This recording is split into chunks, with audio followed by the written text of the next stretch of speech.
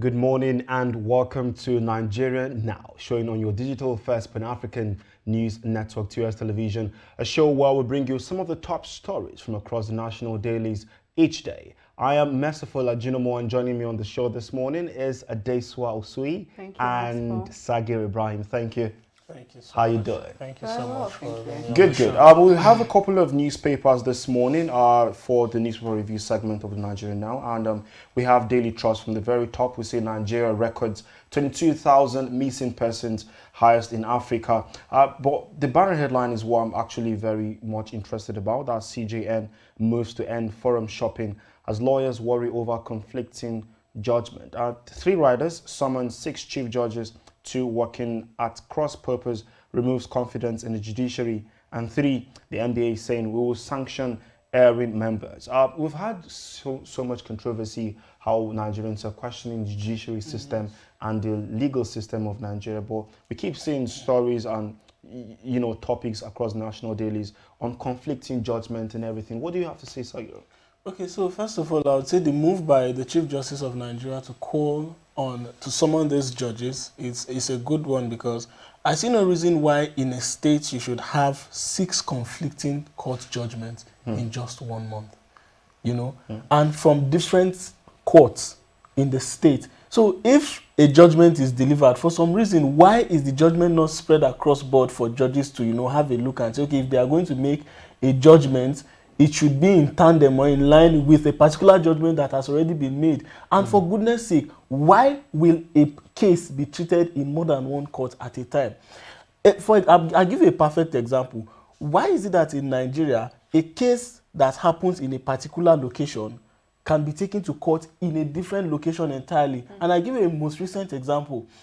The current chairman of the PDP got a judgment from a court sitting in Kebbi State, legalizing his stay as chairman of the PDP, whose headquarters is here in Abuja. Why should it be like that? You have a case where the chairman, the people in the party do not want a chairman whose headquarters is located here in Abuja.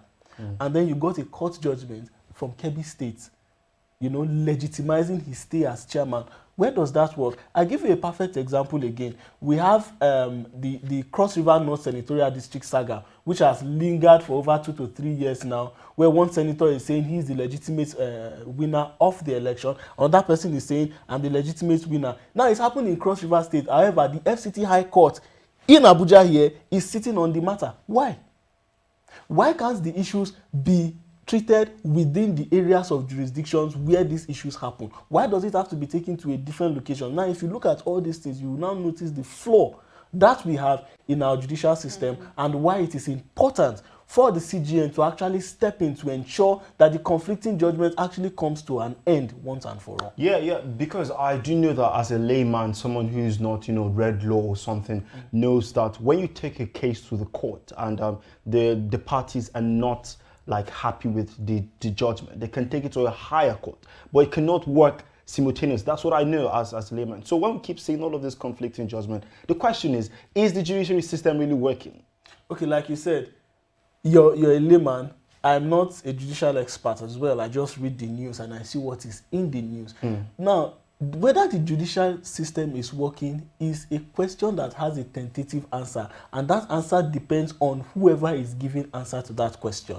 To some, they would say the judicial system works. Why? Because it actually favors their lifestyle, their way of life, and they actually get justice when they need justice. To others as well, they believe the judicial system is only going to work to the highest bidder, and that's what I have to say about that. All right, wow. We're going to move away from that one, and I'm going to move to the Blueprint newspaper, something that is quite interesting to me. So I'm going to start with the banner headline on the Blueprint newspaper. It says, at 53%, Nigeria is borrowing sensible and responsible. That's coming from the federal government. It says latest GDP growth stunted by insecurity. Our economy will bounce back and flourish. That's coming from CAN and PFN. I do note that Nigeria's borrowing, the statistic grew from around 40% to around 53% in the last quarter. And now the federal government is saying we're still good. We are still good. So yes. What's your take on that one? Okay, so I'm not an economist as well, but I can say for a fact that at 53% is actually good. But the question we need to ask is, when do we start using the resources we borrowed to do exactly what it was borrowed for? Because these monies are borrowed and are supposed to be targeted towards developing key or critical infrastructures.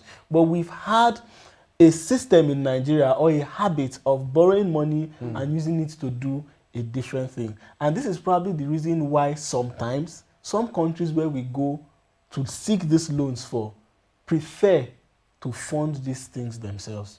For example, we go to China, you want to borrow money to construct, say, let's say a railway system, and the Chinese will say, okay, we would rather, oversee the construction of these structures to ensure that the monies are used properly. Or if that doesn't happen, when the monies are collected, we've seen for a very long time how these monies have been diverted. These critical infrastructures that we borrowed the money to construct are either incomplete or are even nowhere to be found. Okay, let me cut you, because you said at 53% it's good. You're in tune with the federal government. It's actually good. But personally, I think that we can only say that if we have, because you already mentioned that we do not use the monies borrowed for what it's supposed to be. Always. Okay, for what it's supposed to be used for. So technically, I think 70%, there's 70% chance that we do not have the means to pay back this monies that are borrowed. Okay. So if you're saying at 53% it's good,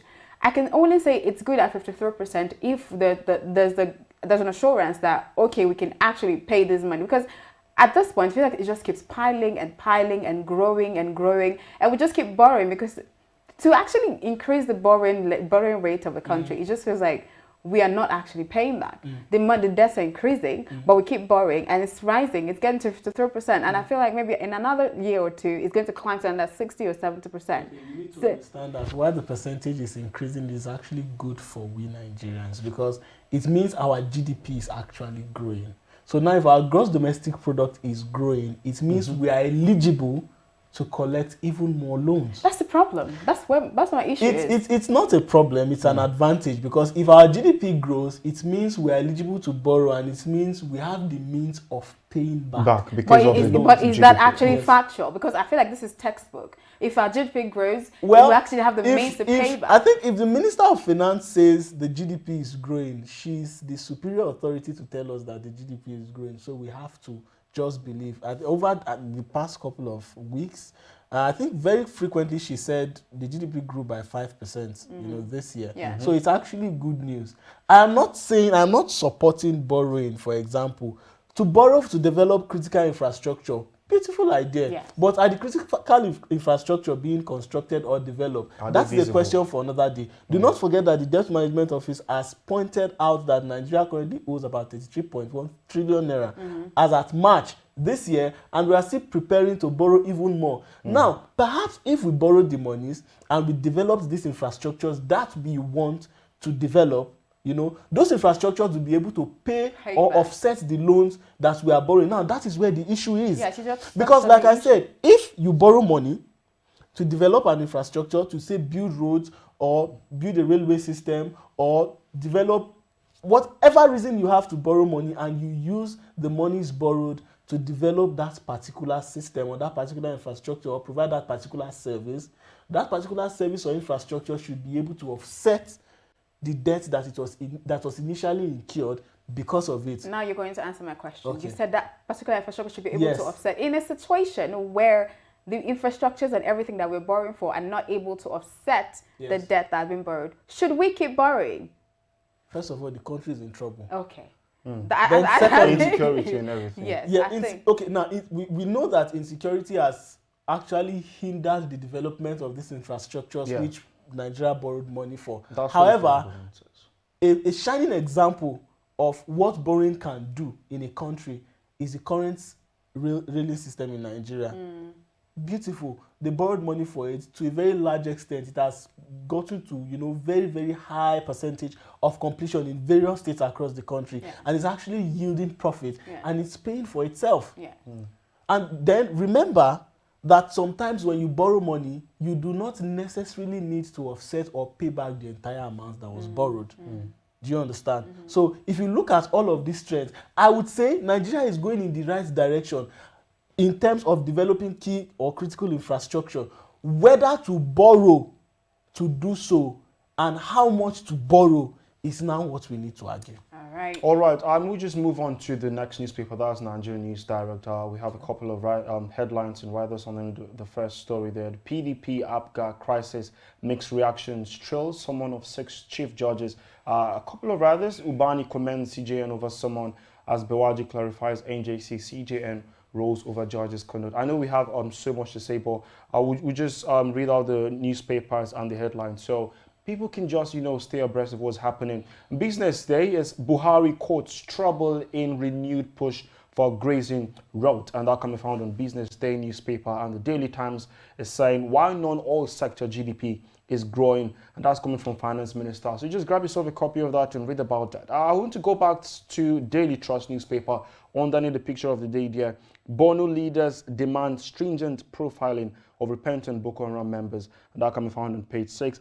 Can we just talk about this briefly? I was talking with someone the other day on the recent recalling nature of surrendering Boko Haram insurgents and the effect really on insecurity.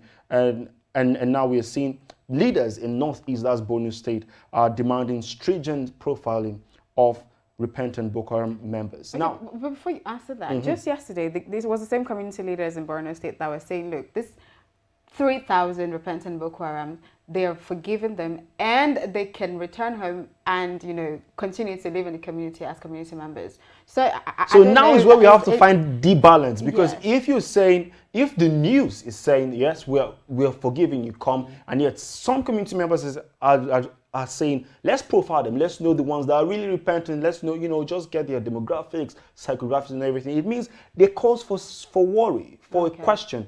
Are these people really repentant? Why is the need to profile them? For me, I feel it should be a no-brainer for Nigeria security agencies to actually profile them. They should not be told before they know. Because that's normal. It's supposed to be the normal. Because why would we have 2,600 and 2,668 or thereabouts? Almost 3,000. Almost 3,000 in just 2 weeks. Yeah. Repenting, laying down their arms, just like that. And those are human beings, because we see the numbers like they are just numbers. I won't say because some have said it's because the country is probably taking delivery of Super Tucano jets, and then the Boko Haram members are scared of being dismembered by the jets and the likes of that. Do not forget, we have a very interesting situation right now in Afghanistan being played out by the Taliban because the government refused to pay heed to those pointers that were there in the initial, to ensure that they nipped the problem in the bud. Now here we have 2,000, close to 3,000 members of the said Boko Haram or ISWAP sect who are, for some reason or the other, surrendering to the Nigerian government and saying, look, we don't want to do this anymore and we want to lay down our arms. And then remember there was a time when a particular member, a senior officer of the Nigerian army came out saying a Boko Haram member could even become the president of the country if he surrendered. And that caused so much controversy. Now, do not forget, these persons have caused mayhem for years. They've rendered people homeless, they've killed, they've maimed, they've robbed banks, and done all sorts of unspeakable things to people who reside in those areas they are currently terrorizing, and to Nigeria and even Africa as a whole. So for you to just accept them with open arms because they gave a verbal declaration that they are surrendering, they want to lay down their arms. Who is to say they are not spies? That's a big question. Who is to say they do not want to destabilize the government from the inside? These are critical questions the Nigerian Security Agency needs to be asking themselves. So you don't just collect the arms and say go and sit down so that you'll be reintegrated or you'll be rehabilitated and reintegrated back into the society. No, you ask critical questions, you profile them, you make sure you have a database of all of those who have surrendered. You make sure that they are closely watched. Now, not just for 1 week or 2 weeks, continuously for months, to ensure that these people are really repentant. If possible, I dare say, they should be isolated. All right. and all not right. reintegrated into society. Alright. These are things that you're not supposed to even ask people. All right, thank you again for coming on the show. We have a couple of other headlines today. Just don't forget, you have to grab a copy of any of these newspapers and just get yourself abreast. Know what's happening in the country and around you. And you can also grab updates on our website. That is www.tostvnetwork.com. Follow, like, and subscribe to our YouTube page, our TOS TV Network. Thank you again for coming. I am Merciful Ajinomo. And my name is Ade Sowasi. Thank you so much for joining us this morning.